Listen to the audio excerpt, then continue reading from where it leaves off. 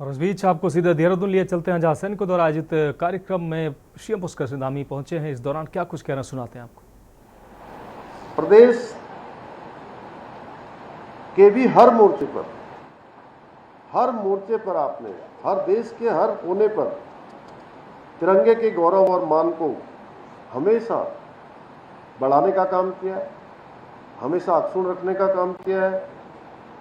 और आप सभी जानते हैं कि उत्तराखंड हमारा, जिसको पूरे विश्व के अंदर ये मान्यता प्राप्त है, इसकी एक पहचान है, इसका एक मूल स्वरूप है कि यह देवभूमि उत्तराखंड के नाम से जाना जाता है। और देवभूमि के साथ साथ उसी के साथ साथ वीर भूमि के रूप में भी पूरे देश के अंदर इसको मान्यता प्राप्त है। अभी जैसा हमारे मेजर जनरल प्रेमराज जी जब बोल रहे थे तो उन्होंने बहुत अच्छे से व्याख्या की। उनका जीवन तो एक सुदूरवर्ती क्षेत्र में हुआ है, लेकिन इतनी अच्छी हिंदी बोल रहे थे कि मैं सचमुच मुझे बहुत अच्छा लग रहा था। और वो ऐसा इसलिए हमारे राज्य के बारे में बोल रहे थे क्योंकि हमारे प्रदेश के हर एक परिवार आज सेना से जुड़ा हुआ है, किसी न किसी रूप में जुड़ा हुआ है। कोई सीधे सीधे सेना में है, कोई हमारे पैरामिलिट्री फोर्स में, देश के किसी न किसी कोने में कहीं न कहीं अपनी सेवाएं दे रहा है। और इतिहास इस बात का साक्षी है कि हमारे वीर सपूतों ने मातृभूमि की रक्षा के लिए अपने प्राणों की आहुति देने में कभी भी कोई कोर कसर नहीं छोड़ी है। उत्तराखंड के वीरों ने अपनी बहादुरी और साहस ये दिखलाया है कि देवभूमि न केवल विश्व को शांति का मार्ग दिखा सकती है, वरन आवश्यकता पड़ने पर शौर्य और वीरता को भी प्रदर्शित कर सकती है।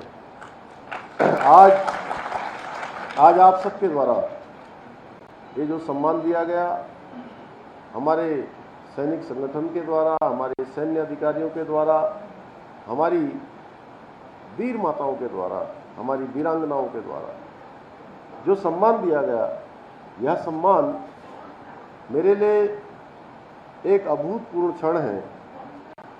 आपके द्वारा जो ये सम्मान मुझे दिया गया है, सैनिक कल्याण मंत्री जी को दिया गया है, मैं इस सम्मान को उत्तराखंड के हर उस सैनिक को समर्पित करता हूं जिसने अपनी मातृभूमि की रक्षा के लिए अपना सर्वस्व निछावर किया है।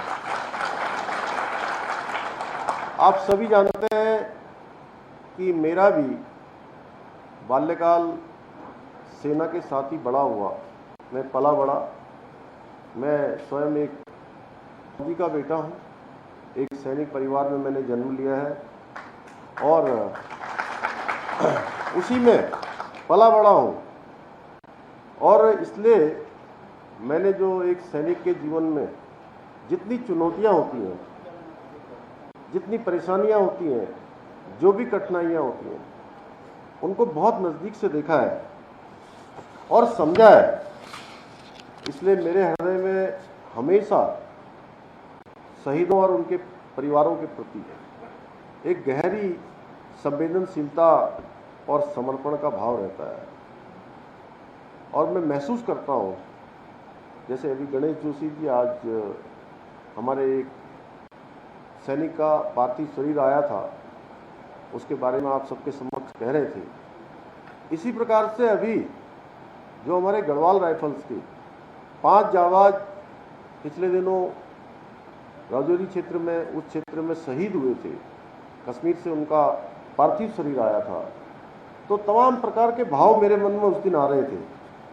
इसलिए हमने हमेशा ये प्रयास किया है कि यही भाव हमारी सरकार के कामकाज में भी दिखे, हमारे फैसलों में भी एक हमारा भाव दिखना चाहिए।